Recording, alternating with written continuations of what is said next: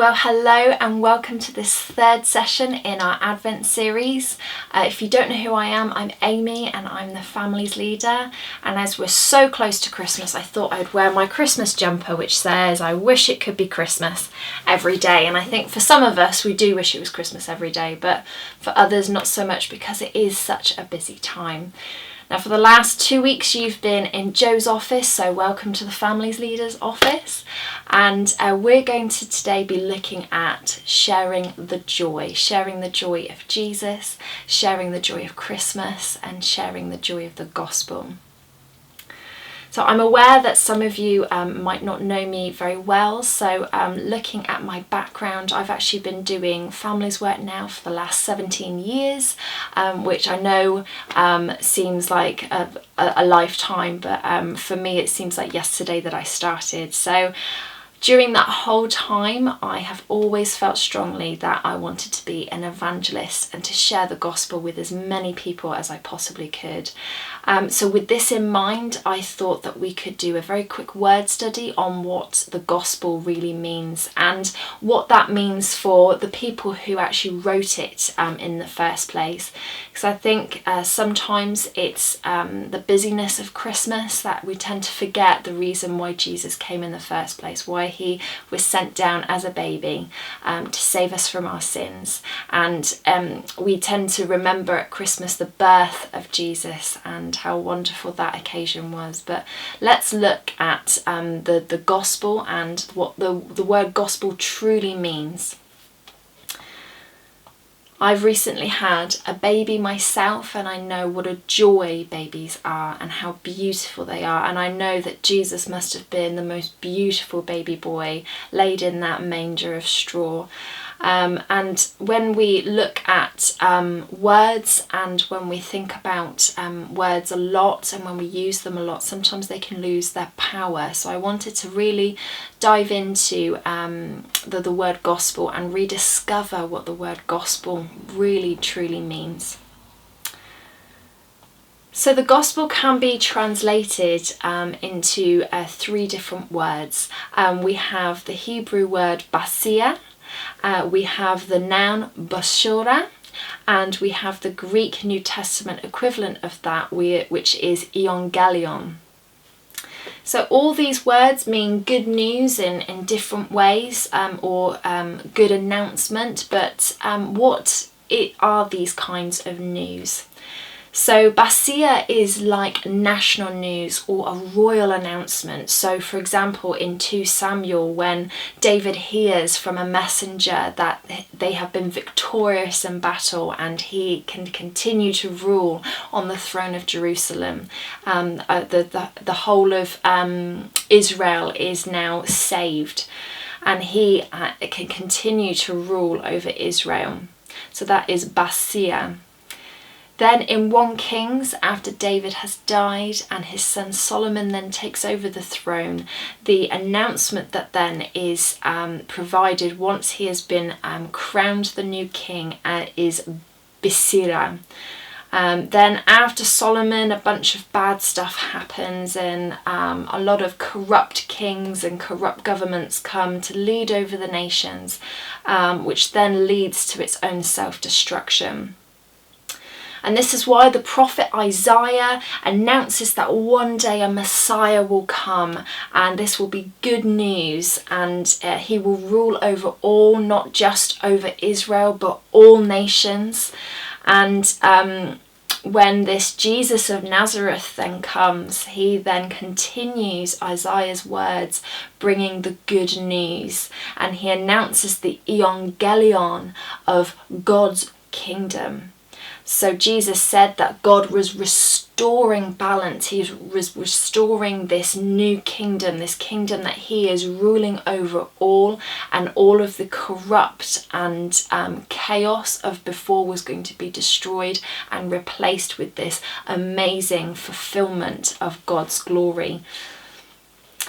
So the news of a new king, it brings a new way of life and lots of change, and Jesus said that living in God's kingdom meant that that you had to follow him and follow what he was saying. And good news required people to actually change, to do something different, and to make that decision to change, make that decision to follow Jesus. And he challenged them in surprising new ways by actually telling them stories and showing them the power of God's generous love over his power and authority and might. He actually showed them love and compassion and graciousness instead. And even as Jesus was mocked by having a crown of thorns put on his head, and they were mocking him by calling him King of the Jews, he actually loved them by forgiving them of what they were doing as they were doing it. And he used his royal authority as king over all to forgive those who were punishing him as they were punishing him. And then he gave his life on that day, on that Good Friday. He gave his life and then rose again on Easter Sunday to rule as the true king over all, and to show that love is stronger than death. Then he commissioned hundreds of his followers to then spread the Evangelion, the good news. And they do this by writing 4 different accounts of Jesus' life in the books Matthew, Mark, Luke and John. And these 4 accounts of Jesus' life make up the gospel, the Evangelion of God's kingdom, where they tell the story of how Jesus came to restore God's kingdom and how he lived for others and how he forgave and treated everyone with kindness and love and graciousness. And then he died for our sins and then rose again. This good news wasn't easy to hear at the time, and it's not easy to hear now either. It's a pretty crazy story if you think about it, and it is really difficult to actually believe this, and it takes faith to believe this story of Jesus. But the joy comes out of knowing Jesus and having a relationship with God through Jesus. And that is something that we need to share, because it actually gives us joy as we share that joy and as we tell others about Jesus and what Jesus did for us on that day. Something happens when we share that joy, share that good news, and then when others listen and actually participate and become part of the community of church and become a community of Christians, that good news, and when we start living it out and we see that God is the truest form of a king. He is what the gospel encapsulates and what the entire Bible encapsulates as the kingdom of God, and living as our true selves through God, what God intended us to be when we were created. And that's when this gospel, this Evangelion, becomes the most joyous news ever, when we can actually live out the way God intended us to. Now we're going to look at 2 verses that kind of help us to understand this joy. And these verses are from Matthew and Luke. And these will appear on the screen for you so you can read them out aloud.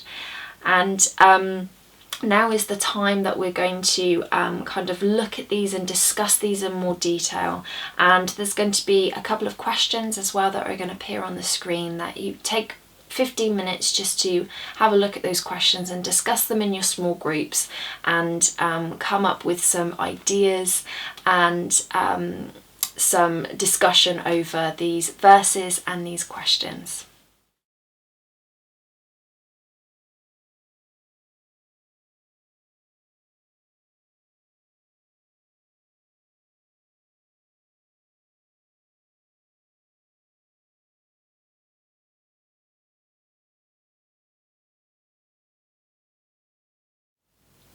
I hope that time of discussion was fruitful and productive and you enjoyed it. Now, in our last session with Joe, we looked at a really clever idea that Joe had about the 4 different kinds of radio station. And that was a really useful exercise because it showed us just how diverse our cluster is, and how when we look at those different kinds of radio stations, that it can kind of fit into our styles of worship and our styles of services and the formats that we tend to gravitate towards. And what Joe was saying also in our last session was that the younger generations do struggle to connect with the kind of more Radio 2, Radio 3 and Radio 4 formats of church, whereas the more informal approach, the more Radio 1 type of service, they really connect with and really understand. My job as families leader has always been to connect families to church and to help church and enable church to reach out to families, and to reach out to families with the good news. And in my 4 years of research, I have found that non-churched families, families that have never been to church before, regularly attending, they respect the traditional church. They value the traditional church in a sense that it is something lovely to behold, and it is something for the older generations who have grown up with going to church. It is for them to enjoy, and that doesn't mean that they devalue the traditional church. It's just not for them. It's not the right fit. It's a square peg in a round hole. Whereas for the older generations who have been to church for a long time, who grew up going to church, it is very much a round peg in a round hole. So what can we do to enable that square peg to fit into a square hole? And it is to create a space for families to be able to engage with church, create a service tailored for them. Now we're looking at a more informal approach to church, more informal services with worship styles that they can relate to, because it's something that in the secular world they would see often.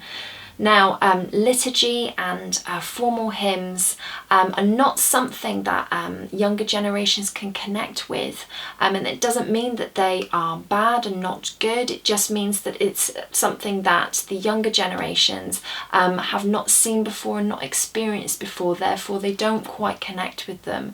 There's actually nothing that can equate to liturgy in the secular world. There's nothing in the secular world where we kind of get together and we read off of a piece of paper or a book or off the screen and do it together, whereas in football matches and at Christmas and other things we sing songs together, don't we? So they understand singing together, but doing liturgy together and reading the liturgy together isn't something that we would see in the secular world, so it's not something they quite understand. And Joe showed us with the different reading levels and different reading ages how difficult it can be for non-churched families to come in and then engage with liturgy. And again, it's not devaluing liturgy and not devaluing the traditional hymns, because they are lovely and they are something that the older generations and the people who have been to church for a long time, seasoned churchgoers, they are the important things to them, and it's how they value worship and enjoy worship. So it's making sure that the older generation are able to be valued and loved in that space, and then creating a new space for more contemporary and modern worship styles, less liturgy in a service, so that families can then engage the same way that the older generation engages with liturgy and hymns and more traditional services. The new families can engage with a service that is kind of more secular, so they kind of understand the words that we're saying to them and the songs that we're singing. A big part of the diocesan plan is to engage with families. Bishop Philip, one of his main mandates when he first started was to engage with families. And when we look at On the Way as well, the 4 areas that On the Way are looking at, one of the most important ones is family, and engaging with families and supporting families, but also supporting the community. That's another thing that On the Way is looking at and concentrating on. So as church, we recognise that families and the younger generations are so important to the church way of life. And actually, if you have a look at the research, and especially in our cluster, we are missing 3 entire generations of people that actually we want to try and encourage to come to church and to hear this joyous news that Jesus is alive and God loves them. There's a Ghanaian proverb which I love that says this: "It is good of you to invite me to your table, but it is much better for you to invite me to the kitchen." Now there's this difference between a transactional approach to church where we come to consume and a co-creation approach to church where we come to create, we come to provide, we come to engage. And this is something that I'm very passionate about as the family leader, that we get families to actually create the service that they want to see. We get the younger generations in to decide on what they want within their service. And we do the same for the older generations, where we say to them, what is it that you really value, and what is it that makes church for you? What is it about the worship that we provide already that you like? And so we can create those 2 different types of services to then cater for the needs of those 2 different groups. By listening to what the younger generations are wanting from church and creating space for that, we're actually ensuring that we're engaging with them in an appropriate way, in a way that we can share the joy in a seamless and easy way. Allowing families to choose the ingredients, lay the table, create the recipe, and doing the washing up at the end is a very important part of being in that church community. I often get asked how the older generations can connect with the younger generations and how they can help them to engage in church. And it's actually scriptural. We're going to look at 2 Psalms, 2 passages from Psalms in a minute. And it actually goes to say how important the older generation is to the younger generations. And I know from personal experience how amazing and wise we have these older mentors that then kind of feed down that wisdom into the family, so that the parents can then teach their children the things that this wise mentor taught them. So that's really important, and it is scriptural. But in a simple way to answer that question of how the older generation can engage with the younger generation and encourage them to come to church, is that we could do as many outreach programs as we like. We could do Buzz Kids, toddler groups, messy church, and youth groups, as much as we like. But unless we get our services correct, unless we get that Sunday time when actually it's the Sabbath day we're supposed to be together as church family, unless we connect those outreach programs into that service, into that Sunday service, we won't actually see much fruit from our labour. And without the older generations taking part in families' ministry, even if that's just through prayer and or financial means, if they're not able to physically come and help, then that's amazing in itself, and that is providing something incredible for the family service, because it is showing how much the older generations value families. And without the older generation's willingness to create a space on Sunday for families to engage with church in a way that suits them and that is catered for them, what we're going to be doing is scattering a lot of seeds as we're doing these outreach ministries and tending to the crops as best as we can, but then actually we're not going to bear much fruit. And this is not to devalue what has been done before, because Mercy Church and Buzz Kids, toddler groups, youth groups, all the other little groups that we have for outreach have been the foundational level into what we're going to now do. And without their hard work, actually, there would be no families ministry. Without all of that hard work that has gone on before, I wouldn't be here as the families leader. And without those faithful servants, those faithful people doing that work, then we wouldn't have families ministry right now. We've had some loving cooks in the kitchen making the same meal, preparing that meal faithfully over and over again.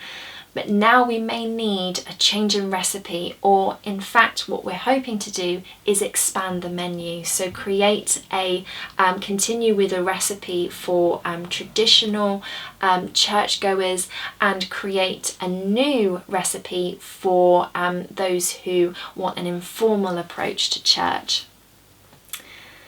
The families, outreach ministries and groups that we have right now is step one in this process of discipleship. And if you came to the Vision Day, you will recognise this diagram shown on the screen here. The first tier of the recipe for discipleship are those first exposures to faith, that first sort of contact of church. Which are then kind of listed here. We've got things like Mercy Church and toddler groups and different groups here. Step two in this process of discipleship is getting our family services right. It's really important that we look at our family services and figure out a way of how we can reach not just the children but the adults in that congregation as well. We can't have a family service that is too child focused and focusing on teaching the children. We actually need what I like to call the Pixar effect. Now, if you've seen any of the Pixar films, Finding Nemo, The Incredibles, WALL-E, all of those kind of Disney Pixar films, then you will probably enjoy them just as much as a child would, because the children enjoy the pretty colours and the pictures and the characters, and the adults enjoy the theme of that story, understanding the story. It tends to be a story where at the end you're going, ah, that was nice, that was a good moral to that story. And there's also inside jokes and little adult sort of jokes where they kind of go like that for the children, whereas the adults really find them funny and entertaining. So and they always pick up, adults tend to pick up a really good moral or teaching moment from that film, and that's exactly what we want from our family services, where the children are engaged with the bright colours and the pictures and the characters, and they're learning something, but the adults are actually learning something too, and they are seeing something that maybe the children don't quite see, because the person presenting or the couple of people that are presenting are showing something really interesting. And then the next layer of that, the third layer, is what I like to call the deep knowledge. So the family service is what I like to call surface knowledge. That is just the kind of surface level of faith, and this is how you become a disciple. Then we go into the deep knowledge. So then what we do with the other services on a Sunday in the month, so we have one Sunday where it's a family service, then the other three services are adult orientated services, where then you also have a Sunday school attached, a child provision for the children for them to go to, so then they can also get deep knowledge. So in the adult services, it's talking more spiritually, it's still a more contemporary style of worship, just like the family service, but this time it's probably going to be less wacky and fun. It's going to be a little bit more spiritual and quiet and contemplative, and the adults then get deep spiritual teaching in those services, so then they can increase their knowledge of discipleship. And similarly with the children and Sunday school, this is where they can ask questions and question what they're learning and and formulate their own ideas and have their own rhythm when it comes to discipleship and understanding God and faith. Then we have our final tier, the bottom layer, the foundational area of where everything kind of sits on and balances on. And this is where the current congregation comes involved as well, because this is being part of the community. When you walk into church, there isn't this manual that you get handed as you kind of walk into church on how to behave and what to do within church and how you can become part of the community. It's almost just kind of expected, and this is where we need our current congregation to get involved and to show via role modelling how these new families can engage with church and the community and engage with God through prayer and Bible study and worship, so then they don't feel uncomfortable because they just copy and they understand by what the congregation is already doing of what they need to do as new Christians already. And it's important that we have this idea of when it comes to the being in the church community and being part of the Christian community in our church, that they understand as new Christians that actually being part of the cogs of working in church, volunteering in church is important.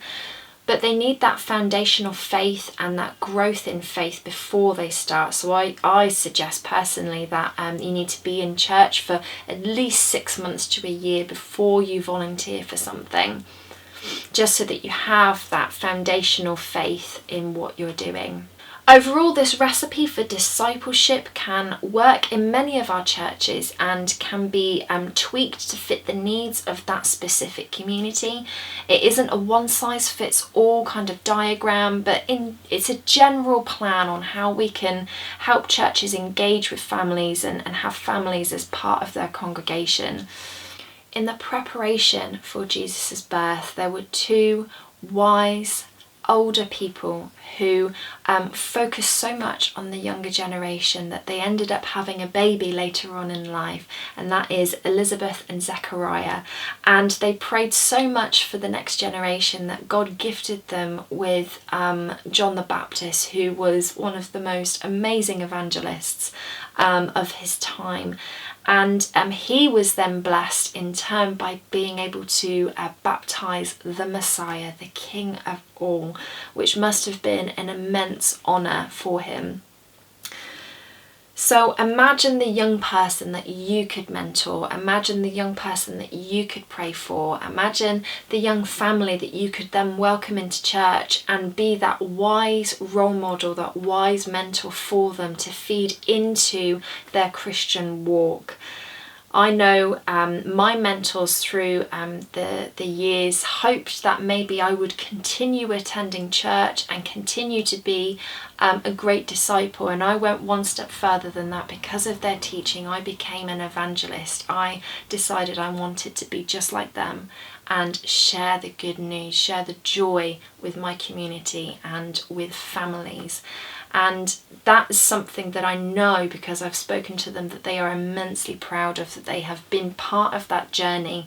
So imagine what you could do for the future in sharing the joy and mentoring a young person or a young family to be able to then bring up the new evangelists and the new speakers and the new worship leaders that we could have in the next generations.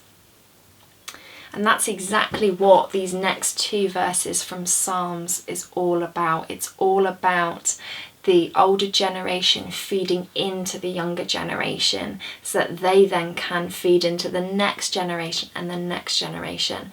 That's why a lot of the time I focus on parents, because I want to feed into the parents, then they feed into their children's spiritual walk. And that's what I believe as a whole congregation we need to be getting behind and doing.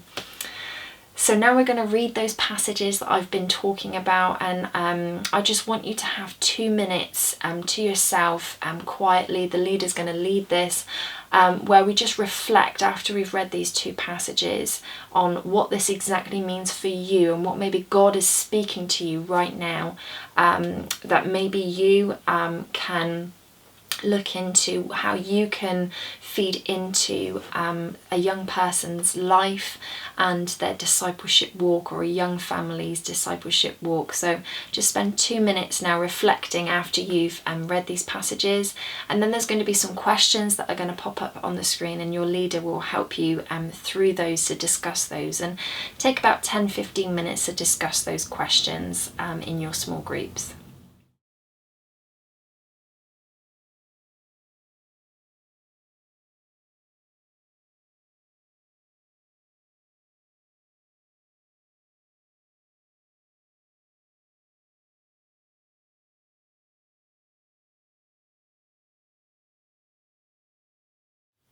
Well, I hope this has been a useful session for you, and I hope it's inspired some conversation on how we can engage with families in our community.